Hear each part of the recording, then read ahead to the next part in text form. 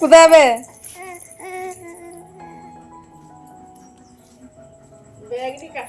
কোথায় যাবে? কোথায় যাবে তুমি? ডাক্তারবাবু কোথায় আছেন?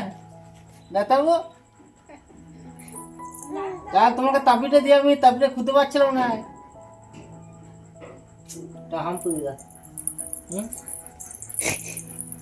ডাক্তারবাবু নিজেই বলেছে। হ্যাঁ হ্যাঁ। কি জল খাবে বাবা? দেখ ডাক্তারবাবু দেখে নে। লা লা লা লা। খাওয়ার বেলায় নাই, শুধু কি করবে? ব্যাগটা নিয়ে কি করবে? ঘুম থেকে উঠি ব্যাগটার দিকে নজর হয়েছে যতক্ষণ না দিলাম। কি করবে ব্যাগটা নিয়ে? Hi everyone, good morning. আবারও স্বাগত আমার একটি নতুন ভিডিওতে। আশা করি সকলে খুব ভালো আছেন আর সুস্থ আছেন, আর আমরাও বেশ ভালো আছি। আজ হলো বৃহস্পতিবার, আর এখন বাজবে ওই সকাল 6:20 মতো। এখন থেকেই আজকের ব্লগটি আমি শুরু করছি। আশা করছি আজকের ব্লগটি আপনাদের ভালো লেগে থাকবে। এই যে সকাল সকাল উঠে সোনামায়ের দুষ্টুমি আরম্ভ হয়ে গিয়েছে। আমার যে সাইড ব্যাগটি রয়েছে, ওই সাইড ব্যাগটি ঘুম থেকে উঠে দেখতে পেয়েছি। এতটা পরিমাণে কান্নাকাটি করছে ওইটি নেওয়ার জন্য। ওইটি পেয়ে কতটা পরিমাণে খুশি হয়তো আপনারাই দেখতে পাচ্ছেন। ওর ভাইকে আবার দেখাতেও এসেছে। এখন তো দেখলেনই আপনারা যে সোনামা অনেক সকাল সকাল উঠে পড়েছিল। আর ও যেদিনকে সকাল সকাল উঠে পড়ে আমার একটুকু কাজটা কামাই হয়ে যায়, একটুকু কাজের গড়বড় হয়ে যায়। তো যাই হোক, আজকে তবুও অনেকটা সকাল বাগাতে পেরেছি জানেন তো। এখন ঘড়ির কাঁটায় ওই 7:30 মতো বাজছে। তো ভাদ্র মাসে তো আর শাড়িগুলো রোদে দিতে পারিনি। এটি যেহেতু সকাল সকাল সব কিছু বাগানো হয়ে গিয়েছে, সোনামাকে খাবার খাওয়ানো, ক্লিনিং করানো, তারপরে মায়ের বাড়িতে দিয়ে এলাম। তারপরে আমারও যাবতীয় সব কিছু বাগানো হয়ে গিয়েছে, এই বিছানা বাগানো, ঝাড় দেওয়া, A to Z সব কিছুই। তো ভাবলাম আজকে যখন একটু ফাঁকাই রয়েছি, তাহলে না হয় শাড়িগুলো একটু রোদে দিয়ে দিই। আজকে সকাল থেকে রোদ্দুরটা যা পরিমাণে দিয়েছে, মানে ভাদ্র মাসে যেমন রোদ্দুর দেয় সেরকমই দিয়েছে। তবে ভাদ্র মাসের মতো হয়তো অতটা তেজ হবে না, তবে অনেকটা পরিমাণেই ভালো দিয়েছে জানেন তো। ভাদ্র মাসে আমরা এই ছেলে নিয়ে আর টাইম পাইনি। আজকে দিদিভাইও বলছিল যে শাড়িগুলো রোদে দেবে, তবে কী যে করবে বলতে পারছি না। তো যাই হোক, চলুন আমার শাড়িগুলো আপাতত রোদে দিই, তারপরে না হয় দিদিভাইকে জিজ্ঞাসা করবো যে দিবে নাকি। একটু কথা বলতে, শাড়ি রোদে দেওয়া তো সেরকম কোনো ঝামেলা নয়, কারণ এই বাচ্চা ছেলে নিয়ে তোলা পাড়া এই সকল কিছু করতে একটু বেশি ঝামেলা। তো যাই হোক, আমার খুব যে বেশি শাড়ি কালেকশন রয়েছে তা কিন্তু নয়। কি কি শাড়ি রয়েছে আপনারা আজকেই দেখতে পাবেন হয়তো। খুব বেশি পরিমাণে শাড়ি নেই। আমার বিবাহিত জীবনের পর থেকে এই 3 বছরে যটা শাড়ি হয়েছে আমি সব কটাই আজকে রোদে দেবো। এমনকি সুতির শাড়িগুলোও নিয়ে এসেছি জানেন তো। সুতির শাড়িগুলো এখানে সেখানে পরে যাওয়া হয়, তবে খুব একটা যে বেশি রোদে দেওয়া হয় না, ওই শুকিয়ে রেখে দেওয়া হয়। তো সেই কারণে সুতির শাড়িগুলোও নিয়ে এসেছি। সুতির শাড়িও যে খুব একটা বেশি রয়েছে তা কিন্তু নয়। ওই যে বাটি প্রিন্টের শাড়িটি রয়েছে ওইটা তো একদমই নষ্ট হয়েই এসেছে, একদম নেদা নেদা হয়ে গিয়েছে। আর এই যে লেবু কালারের শাড়িটি দেখছেন এই মুহূর্তে আমার হাতে, এইটিও একদম নেদা নেদা হয়ে এসেছে। এই যে শাড়ির ভিতরে আমার ব্লাউজগুলি দেখলেন, ওগুলি বিশেষ করে রেখেছি, কারণ কোথাও গেলে না আজকে আমি ব্লাউজগুলি খুঁজে পাই না, তাহলে শাড়ির সাথে রেখে দিলে সেটিংয়ে পরতে পাই। তো সেই কারণে বিশেষ করে যে শাড়িটার সাথে যে ব্লাউজটি পরি আমি ওই শাড়িটির সাথে ভালো করে গোছ করে রেখে দিই, তাহলে খুঁজতেও অসুবিধা হয় না। আর যখন শাড়িটি পরি তাহলে ব্লাউজটি পরে নিতে পাই টপ করে। তো সেই কারণে বিশেষ করে রেখেছিলাম। এই যে সুতির শাড়িগুলো এই ধারে তারাটাতে দিয়ে দিচ্ছি, তারপরে না হয় ওই যে নিচে যে তালায় আরে পাতলাম ওইটিতে না হয় ভালো সিল্কেরগুলো আরে দিয়ে দেবো, কারণ এখনও 2 থেকে 3টা মতো তালাই রয়েছে। তবে এই তালাইগুলো না এই বর্ষার জন্য হয়তো ভাপবন্ধ পড়ে গিয়েছি, ওগুলোর উপরে শাড়িগুলো দিলে তো নষ্ট হয়ে যাবে। তো সেই কারণে বিশেষ করে আর কোনো রকম তালাই বা মাদুর কিছুই দিচ্ছি না। আমার রুমে একটা মতো মাদুর ছিল, ওইটি এনেছি। আর এই যে একটা মতো তালাই ছিল, এই তালাইটি এনেছি। এই যে শাড়িটি দেখছেন গোলাপিতে আর হলুদে, এইটি হচ্ছে আমার বিয়ের শাড়ি। সত্যি কথা বলতে শাড়িটা বার করতে একটা আলাদাই ফিলিংস এলো জানেন তো। তবে এখন আর ফিলিংসটা উপভোগ করার মতো টাইম নেই, কারণ এখনও পর্যন্ত রান্না চাপিনি, এখনও পর্যন্ত রান্না চাপাতে হবে। ওই যে বললাম না আমি শাড়ির ভিতরে ব্লাউজ রেখে থাকি। আর এই 3 বছরের বিবাহিত জীবনে আমি একটি মাত্র শাড়িরই শুধুমাত্র ব্লাউজ পিস করিয়েছি। তবে এই যে ব্লাউজ পিসটি করিয়েছি এটা একদম মনের মতো করিয়েছি জানেন তো। এটা এমন কেউ বলেনি যে ভালো লাগেনি। একদিনের ভিতরে করিয়েছিলাম, হয়তো কিছু একটা বিয়ে বাড়ি বা কিছু একটা ছিল, তো তখন হঠাৎই করিয়েছিলাম একদিনের ভিতরে। কাকুটা খুব সুন্দর করিয়ে দিয়েছিল। তবে চার্জটা একটু বেশি পরিমাণে নিয়ে নিয়েছিল, 400 থেকে 450 মতো চার্জটা নিয়ে নিয়েছিল। তবে মনের মতো পেয়েছিলাম জানেন তো, খুব সুন্দর হয়েছিল।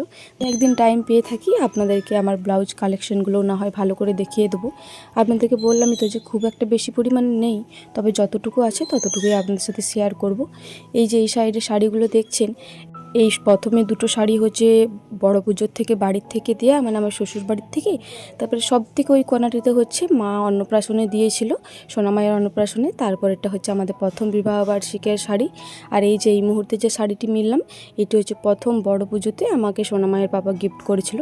তো যাই হোক, এই ধারে আর ধরবে না, তবুও সাইডে বস্তা মিলে মিলে কতগুলি দিলাম। তো এই ধারে যে বাঁশটি তারাগুলি রয়েছে, এগুলিতেই দিতে হবে এরপরে, জানি না ধরবে কি না। সত্যি কথা বলতে যদি আমি পাট পাট করে শাড়িগুলি দিয়ে দিতাম একের পর এক, তাহলে কিন্তু ওই তালায় আর মাদুরে অনেকগুলি ধরে যেত। তবে আমি পাটগুলি খুলে খুলে একটু শাড়িগুলো রোদে দিচ্ছি, তো সেই কারণে একটু বেশি জায়গা লাগছে। আমার মনে হচ্ছে এই যে রোদে দিচ্ছি আর আবার কবে টাইম হবে না হবে, তাহলে সেই যখন রোদুরে দিচ্ছি তাহলে একটু ভালো করেই না হয় দিই। তো সেই কারণেই একটু খুলে খুলে দিচ্ছি। আপনারা কি বলেন? আমার তো এই মতটাই ভালো লাগছে যে একটু খুলে খুলে দিই শাড়িগুলো, কারণ এখন টাইম হবে না হবে আর কোনো দিনও বলতে পারবো না। তো সেই কারণেই খুলে খুলে একটু ভালো করে দিচ্ছি। আর এই সাইডে যে শাড়িগুলি দেখলেন, কে কখন কোনটা দিয়েছে আপনাদেরকে না হয় পরে কোনো একটা ভিডিওতে দেখিয়ে দেবো। কোনো দিনও যদি আমি শাড়ি কালেকশন দিয়ে থাকি তাহলে সেই দিনকে না হয় আপনাদের সাথে শেয়ার করে দেবো। এইটাও একটা তারের তার রয়েছে, তবে ওইটার দিকে খুব একটা রোদ্দুর আসছিল না, তো সেই কারণে ওইটা তার দিলাম না। এই সাইডে বরতলার সাইডে একটা দড়ি খাঁচানো রয়েছে, ওইটাতেই দিয়ে দিলাম। তো দাঁড়ান ব্লাউজগুলো কুড়িয়ে নিই। আর একটা মতো শাড়ি রইলো, ওইটা আর এখানে কোলানো না, ওইটা নিচেতে যেয়ে পরে না হয় তাড়াতে দিয়ে দেবো। নিচের তারা একটা মতো ফাঁকা রয়েছে, তবে একটা তাড়াতে আর সব ধরবে না। আমার মনে হয় কোনো জিনিস মিললে বা কোনো জিনিস রোদে দিলে হয় যে কোনো একটা জায়গাতেই দেবো, কারণ এই বৃষ্টি আরে নামালে এই হয় আবার নিচে কুড়োতে হবে, না হয় আবার উপরে কুড়োতে হবে, তখন বেশি যেন ভিতরটা হাঁকপাক লাগে। তো সেই কারণে আমার মনে হয় যে কোনো জিনিস আমি একটা জায়গাতেই দেবো। তবে এই শাড়িটা আর কুলাতে পারলাম না, তো সেই কারণে এটা নিচে থেকে নিয়ে চলে যাব। তো দাঁড়ান, তার আগে ভাবলাম দুটো মতো ভালো ব্লাউজ আমার হাতের কাছেই রয়েছে, তাহলে এই দুটো মতো ব্লাউজও না হয় একটু রোদ্দুর খাইয়ে নিই। কারণ বললামই তো আমি বিবাহিত জীবনের পর থেকে এই প্রথমবার শাড়িতে ব্লাউজে রোদ্দুর খাওয়াচ্ছি। যাই হোক, দুটো মতো ভালো ব্লাউজ রোদে দিয়ে দিয়েছি। এরপর ওই শাড়িটা নিয়ে নিচেকে যেয়ে মিলে দিইকা তাড়াতে।